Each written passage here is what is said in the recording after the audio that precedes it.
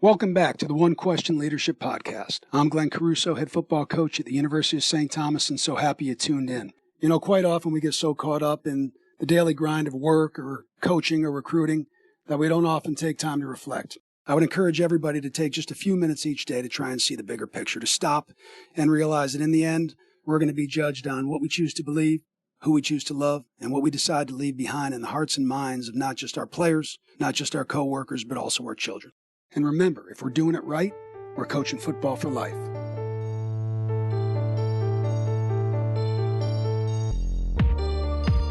Greetings, this is Ty Brown, and welcome to the One Question Leadership Podcast, where we highlight executive and organizational leadership. Be sure to follow us on Twitter at OneQLeadership. A quick note before we begin, this episode was recorded before the current pandemic chapter of global history, so please listen with that context in mind. Our guests today are Jill Bodensteiner. Jill is the Director of Athletics at St. Joseph University, and Dr. Eric Laudano, who is the Senior Associate Athletics Director for High Performance, also there at St. Joseph University. Greetings, Jill. Greetings, Eric. Thanks for joining us here on the podcast. Thanks for having us, Ty. Happy to be here. Thanks, Ty. No problem. Jill, you brought Eric on in this position, Senior Associate Athletics Director for High Performance, last July 2019. I wonder about that position and if it was a part of your original vision for the department. And what I understand about the position is it's over like strength and conditioning, mental health, and well-being of the student athletes, and all things related to the well-being of student athletes. Talk to me a little bit about how that fit into your vision when you took over a little over a year and a half ago there at St. Joseph's University. Yeah, sure. It's a great question, Ty. I mean, obviously, having strength and conditioning and sports medicine and mental health resources is not necessarily innovative in and of itself. I think the key from my perspective was the integration of everything, really a holistic approach to the well-being of our student athletes. And so, you mentioned the obvious sports medicine. In addition to our certified athletic trainers, we've got our team physicians and our specialist physicians. Strength and conditioning, I would say, sort of a umbrella over all that is sports science and some data analytics associated therewith. You've got nutrition, you've got mental health, and then, a really critical piece of all this is the student athlete medical insurance piece of it, and then everything else that goes along with being a healthcare administrator. So, again, most Division I athletic departments have those functions. To me, it was taking the opportunity of a reorganization department-wide to really see how we could best integrate those to make sure there were absolutely no silos. And, beyond no silos, which should be like the baseline, are all of those activities interacting and integrated on a daily basis, and how best to do that. So that's how I sort of approached the reorganization, and then ultimately the hiring of Eric was through that lens of wanting a holistic and integrated approach. Right, which is very important. Eric, I mentioned earlier you did that experts roundtable with us over at Athletic Director U, and that had to be a year and a half ago itself. How have you seen this type of position evolve? As mentioned, you were in a similar position in your last two stops in college athletics. Talk to me about how you've seen it evolve in the industry, this one person who is making sure everybody's on the same page in terms of health and well-being of student athletes. Yeah, I think, as you stated, two previous stops, I was in similar roles at the same level. And I think when I started in this role, a few years back, there wasn't a lot of these positions that were part of a senior cabinet in a collegiate athletics department. And I think how I've seen it evolve is the investment in this position and the personnel that are hired into the position, but also a greater investment in student athlete holistic development and healthcare. And I think it's becoming more and more popular, really for the student athlete's benefit at the end of the day. To have one position and one area content expert to align all of healthcare professionals for one common goal, to create a network around the student athletes so that they get the optimal healthcare that they need during their 4 years as a collegiate student athlete. And so there have been a lot of college athletics departments who have added this. in probably the past 2 to 3 years. I saw a big uptick this past year in newly created positions. And I firmly believe that it's a needed and necessary position. And I think it's the right thing to do by the student athlete's sake. Right. I agree with that. Now, what I've seen, Jill, specifically to you, a lot of the positions, people are new to that position, right? They are now in a executive or senior level position, and now they're the key contact for all those various things, so they're not siloed. What you've done, Jill, is you brought over somebody who already had experience on it. I guess that obviously made it attractive to you to bring Eric on after you decided what you want to do with the position. Yeah, Ty, that's exactly right. So I think, when I looked at the applicant pool, I had a lot of athletic trainers, a lot of strength and conditioning coaches, a couple mental health providers.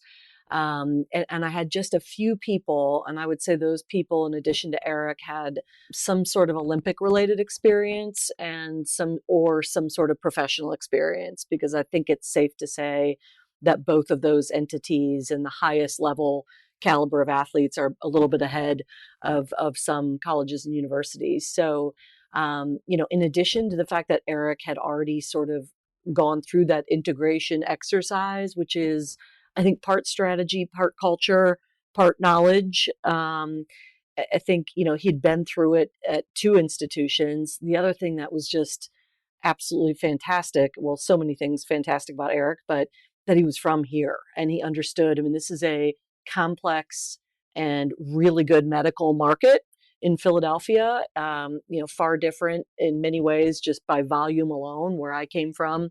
And so having an expert who understood the landscape and, when you talk about maybe getting discounts at surgery centers, he knows exactly where those are and who to call. And when you need a specialist referral on a certain issue, he knows that market. So all of those things put together, and then just our interpersonal sort of, we clicked when we've met and when we interviewed. That's what really made me excited. I mean, it was sort of a no-brainer for me to bring Eric on the team. All right. The last thing is of the utmost importance, right? Make sure you guys work well together. Eric, tell me about what attracted you to apply for this position there at St. Joseph's University. There was a lot that was attractive to me. I think, Jill noted the ecosystem and the advanced medical care that's in the Philadelphia region. And having worked in this region since 2008, I think I have a pretty good pulse on what Jill stated in terms of best options for our student athlete health care while working with our team physicians. But aside from that, there was a lot about St. Joseph's University that was really intriguing to me. Academically, it aligned with a place that I wanted to be.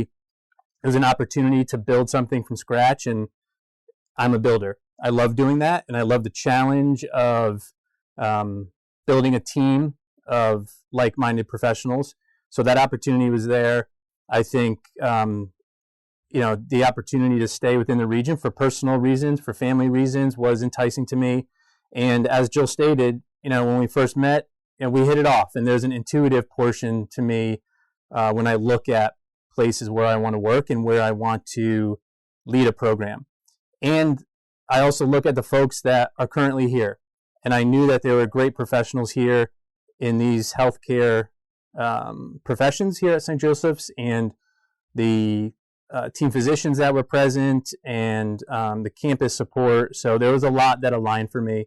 But I'm also a learner, right? And so I think, some people will say, well, I've been in this position for a number of years and was at the forefront a number of years ago. I never stopped learning. And so, I have the growth mindset, and I want to learn from Jill. And I had some great athletic directors that I've worked with, and this was another opportunity for me to learn outside of my area content expert as well. Right, which is excellent, right? Location, the resources were available in the location.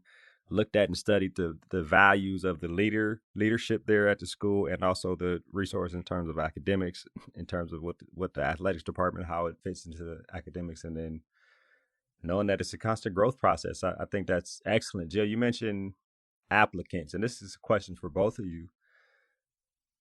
Is it necessary for the person holding this type of position to be a licensed or credentialed practitioner, either athletic trainer, strength coach, medical professional? Is that a necessity for this type of position? Because most of them on the campuses we see, there are former athletic trainers, former I don't even know if you say former, right? Athletic trainers, strength and conditioning coaches, people who have some type of license or some type of credential in terms of profession and what they do, or even doctors, right? So was that necessary for you, Jill? And Eric, do you think is necessary for the position as it expands across the industry? I'll take it first, and then I can defer to Jill on her portion. But for me, from working in this profession for so long, my background is certified athletic trainer.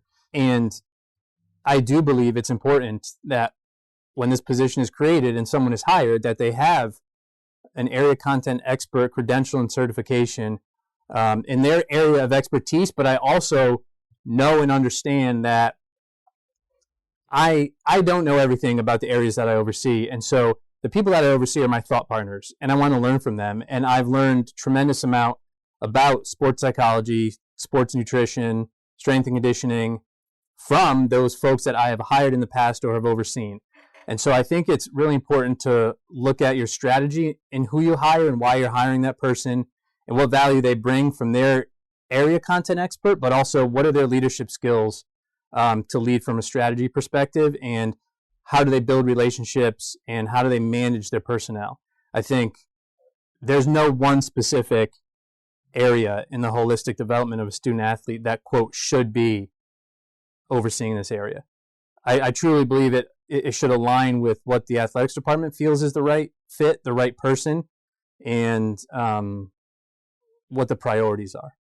And I think I would add to that what stage of development the department's in. Now that Eric is going to build it over the next few years, I might think differently, but I will tell you right now, I am violating my normal rule of thumb when it comes to this answer, because my rule of thumb is give me a smart person and they'll figure it out. I am now a convert to the notion that the person overseeing integrated performance should have a performance background.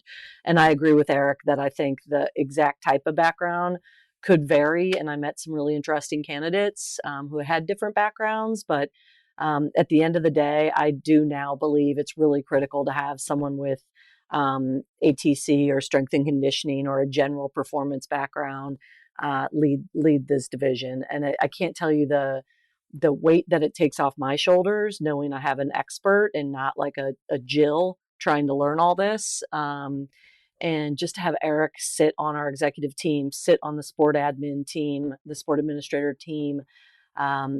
He at this leadership level, he brings his own personal knowledge, not just his knowledge of the unit. So this is one of the few areas that I'm going to say, at least in the near future, I mean, I won't let Eric go anywhere, but if he were, I would go right back into the well and find somebody who grew up in this part of it. I just think it's too important to try and have someone who's never been in it learn it.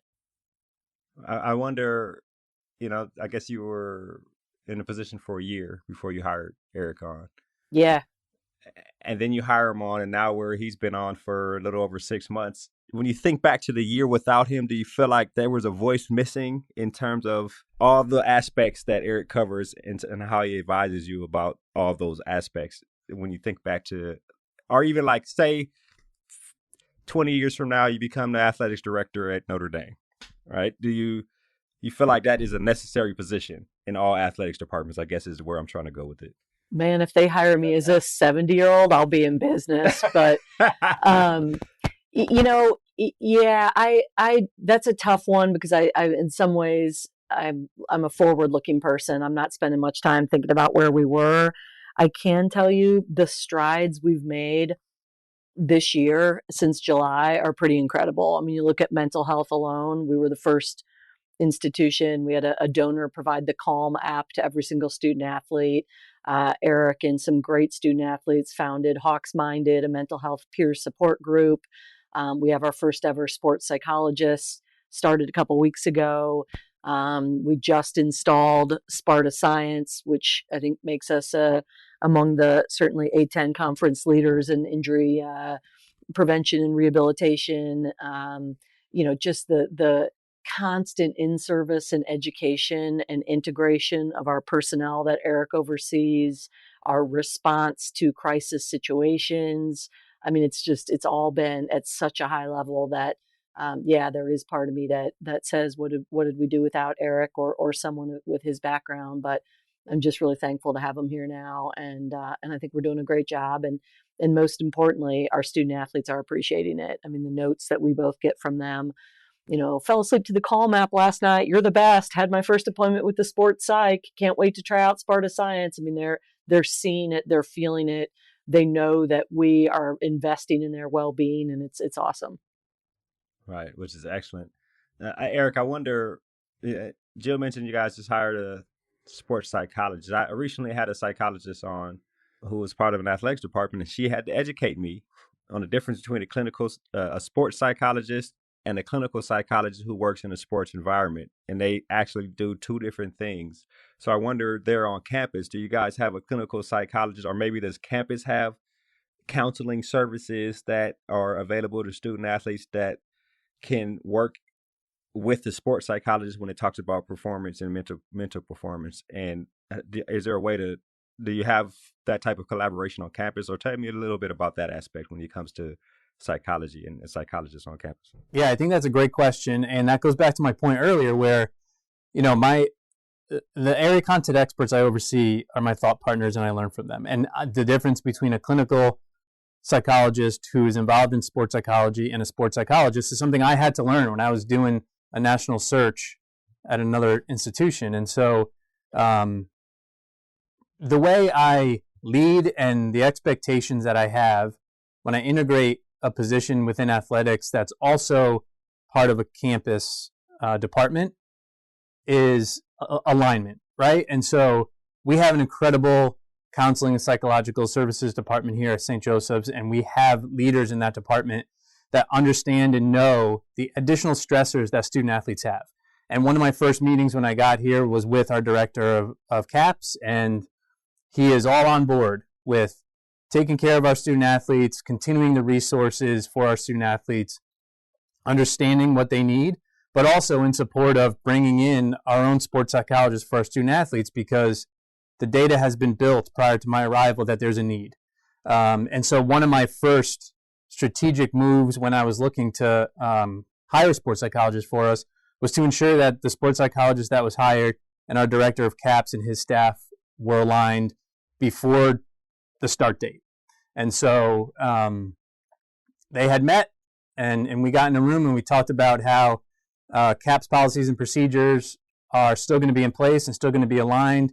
And, we talked about emergency action plans for mental health. We talked about urgent needs. We talked about phone numbers to campus safety, everything that we need to integrate so that this sports psychologist is basically an extension of that division, but is housed within athletics, catering to our student athletes. So now we have a great relationship, and it's a working relationship, and our sports psychologist does not take the place of CAPS, and that was very clear. And so we're very lucky. We have great campus support, and I think we made a great hire in who we hired, in Dr. Andrew Wallinen, and he does sport performance psychology as well as addresses clinical mental health issues as a clinical psychologist. Yeah, he's also done a ton of research and writing on anxiety and depression in athletes, and so to have an academic person with an academic background in that position here at an institution of higher education is really cool too. And one of the things I've been thinking about as we've been talking, Ty, is that I think Eric kind of referenced this when you asked what attracted him to St. Joe's. But so St. Joseph's just in the fall opened its first ever School of Health Studies and Education. And so again, having a person like Eric in this leadership role has gone like miles into helping athletics integrate into that. So he's already teaching a course in kinesiology to the undergraduate population this semester. We're already talking about ways that we can integrate, what those students need in the new school, our clinical hours. How can we help? Shadowing opportunities. How can we create win-wins for the academy? So, and that's one of my huge goals is, how can we use athletics to support the bigger university goals? And so I think Eric being able to jump right in, spend a ton of time with that brand new dean and educate her into or educate each other on some of the possible synergies has been a really cool thing too. Yeah, it sounds like it's definitely beneficial. I'll ask a couple more questions here and then we'll wrap. The first one is specifically to the position, Jill, for you. When you hired Eric, seeing as this is a new position, did you know how the position would be evaluated? Or do you ask somebody like Eric who has been in this type of position before, how do you evaluate this in terms of, are we successful at what we plan to do with this position? I guess that's kind of to both of you guys. How do you evaluate this type of role? Yeah, it's a great line of questioning, Ty. I think, a couple things I'll say. One, it was brand new and I'm not the expert. So Eric actually came up with the title and then helped me kind of rework the actual position description after he started in terms of really getting our arms around what this would entail. And that's going to continue to be fluid. A lot of times position descriptions are drafted and they go into an archive and you can never find them. I actually pulled his up the other day and was like, oh, what are some things that we talked about doing and haven't done, which was really none, but what are some of the things he's doing that we didn't even anticipate?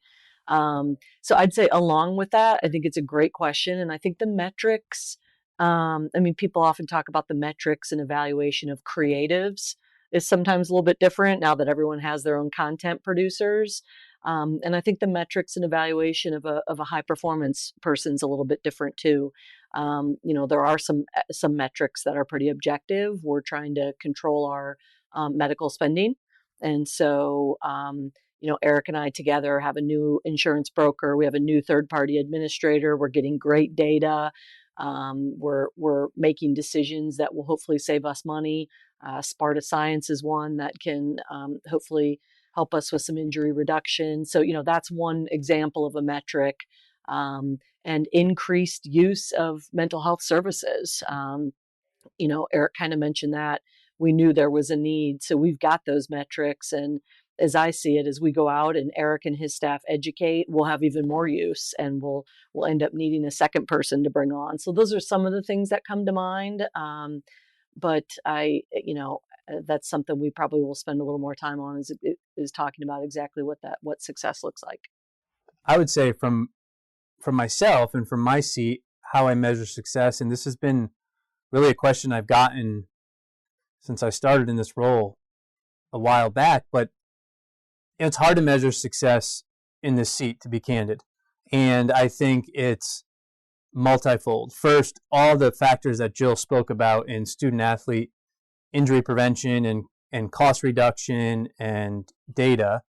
But I also think, a true leader in this area is about personnel development and personnel management and alignment of goals for the high performance team and keeping the line of sight on a daily basis to those folks that work in this area.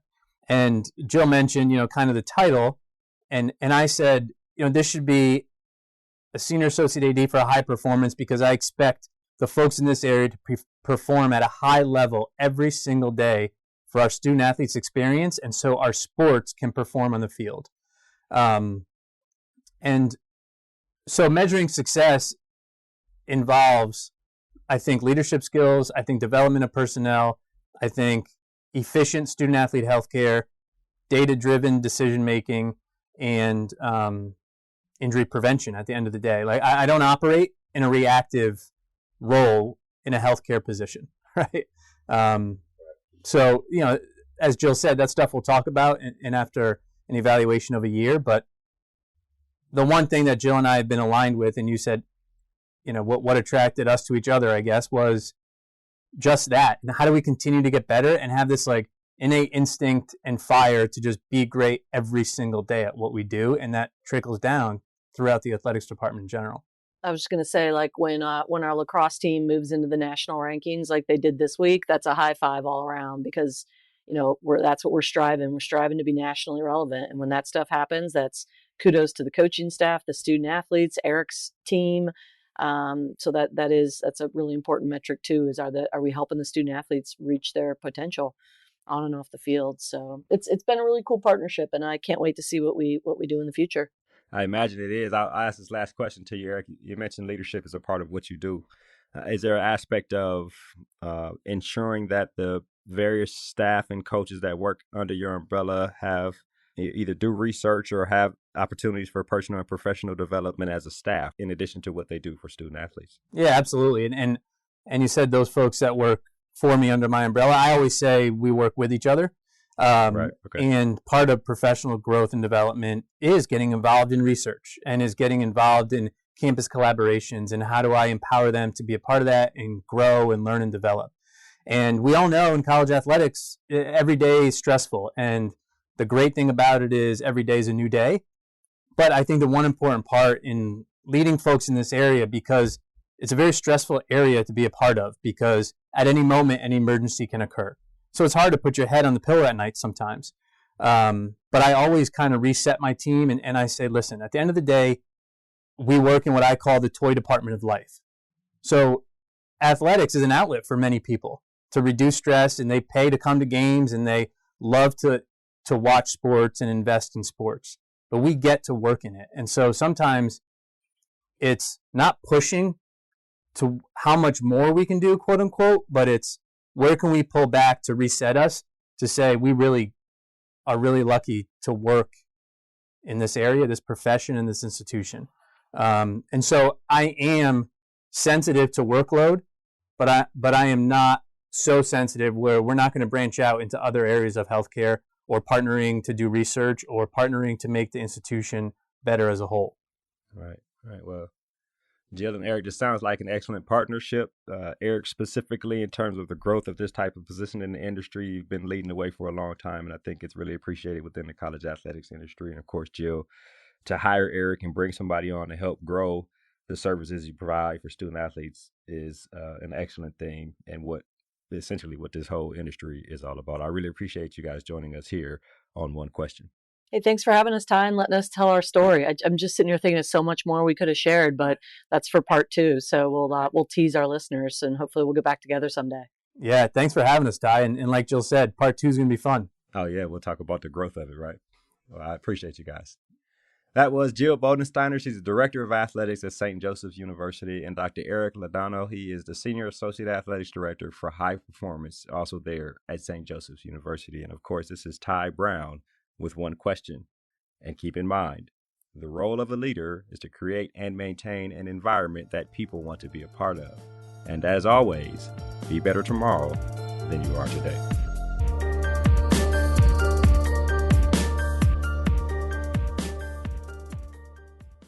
This episode of the One Question Leadership Podcast is produced by Spades Media Group, solving problems using creative leadership.